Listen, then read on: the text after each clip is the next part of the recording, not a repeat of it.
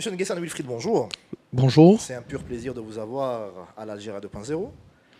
merci, moi Est-ce qu'on également. peut en savoir plus sur vous? Qui êtes-vous? Vaste question. Merci. Je dirais que Wilfried Nguessan est un jeune qui vient de la Côte d'Ivoire, de Hein? nationalité ivoirienne. Je suis à la tête d'une start-up dénommée Akasso. Casso, voilà. Voilà. Qui veut dire? Akasso qui est en ethnie locale, qui signifie qui évoluera. D'accord. Donc vous Voilà. tournez résolument vers l'avenir. Oui, effectivement, voilà. En plus, je me présenterai comme quelqu'un qui est un fervent militant des solutions libres et ouvertes. D'ailleurs, vous Je- avez écrit un excellent ouvrage de référence qui s'appelle 54 raisons pour l'Afrique de choisir l'open source. Effectivement, 54 raisons que l'Afrique Bonne raison, choisisse j'espère. le logiciel libre. Et c'est vrai que ce n'est pas de ce livre que nous allons parler, mais c'est un livre à partir duquel tous les lecteurs ont la possibilité de découvrir l'importance du logiciel libre pour l'Afrique. Alors avant de commencer votre développement, qu'est-ce que vous pensez de l'Algérie 2.0 en tant qu'événement? Qu'est-ce qui est bien? Qu'est-ce qui est mal? Qu'est-ce qu'on peut améliorer? Il Sans sera, langue de bois. il sera, ouais, effectivement, sans langue de bois, il sera difficile pour moi de dire ce qui n'est pas bien, mais je vais essayer déjà de dire une chose, c'est un événement superbe. Et surtout, l'initiative algérienne de cette année, à savoir ramener à un carrefour toutes les nationalités, enfin je dirais tous les acteurs venant d'Afrique. Parce qu'une chose est sûre, il est bien de s'approprier de la technologie. Et dans le logiciel libre, nous, qu'est-ce qu'on promeut? On promeut la possibilité de donner une expérience à quelqu'un qui a le droit de regarder comment cette expérience a été mise en œuvre afin de pouvoir l'adapter à son contexte local. Et une chose est de recevoir la technologie, mais une autre est de facilement récupérer une technologie ou une technique qui a été exploitée dans un pays africain qui est le continent dans lequel on se retrouve tous et de pouvoir l'adapter facilement au contexte local. Et je crois que l'initiative de Algéria 2.0 en cette année est l'une des meilleures initiatives que nous n'ayons pu voir ici en Afrique. Je félicite d'ailleurs cette initiative. Pourquoi est-ce que nos dirigeants africains, de manière générale, sont rétifs à se tourner vers l'open source? Pourquoi est-ce qu'ils n'osent pas sauter le pas?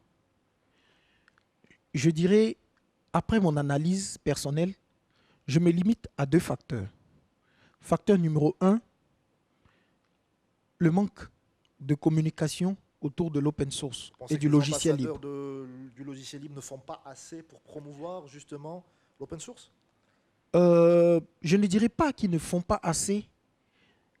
Ils font beaucoup parce que, à regarder moi-même mon exemple et celui de plusieurs acteurs que je connais, nous donnons beaucoup, mais nous avons la possibilité d'en donner encore plus quand tout notre entourage acceptera la noble cause que nous essayons d'inculquer.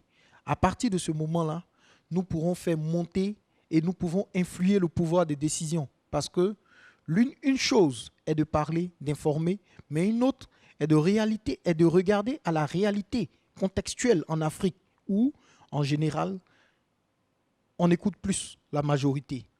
Nous voulons réussir déjà à infecter la majorité et nous sommes sûrs que les dirigeants qui écoutent la majorité regarderont au logiciel libre. Un autre point est le suivant. Nous avons constaté que par moment, dans le langage au sujet du logiciel libre, l'exemple parfait avait été très souvent dévié. Et pour nous, l'exemple parfait, c'est de venir montrer ce qui marche et ensuite leur dire, regardez, on souhaiterait que vous reveniez à quelque chose de très important et qui sera très utile pour le développement de vos continents ou sinon de votre pays. Quelle serait la plus-value par rapport au logiciel payant? Pourquoi j'irais vers Linux plutôt que Windows? À l'échelle d'un État, évidemment, pas le Bien journaliste que je sûr, suis. à l'échelle d'un État, je dirais que la première mission d'un État, c'est de protéger ses concitoyens.